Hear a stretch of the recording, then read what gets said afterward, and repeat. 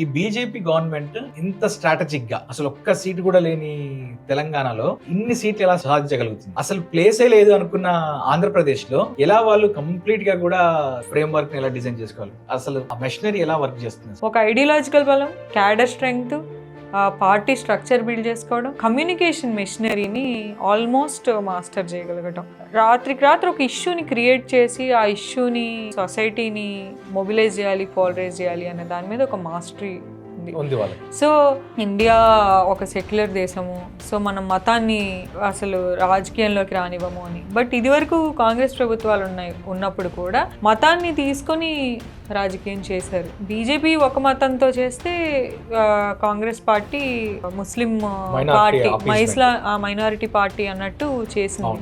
Secularism విషయంలో true secularism అయితే ఎవరు పాటించారు. బీజేపీ వచ్చేసరికి ఏం చేసిందంటే మెజారిటీ రిలీజియన్ని పట్టుకోవడం వల్ల న్యాచురల్గా ఒక అడ్వాంటేజ్ ఉంటుంది.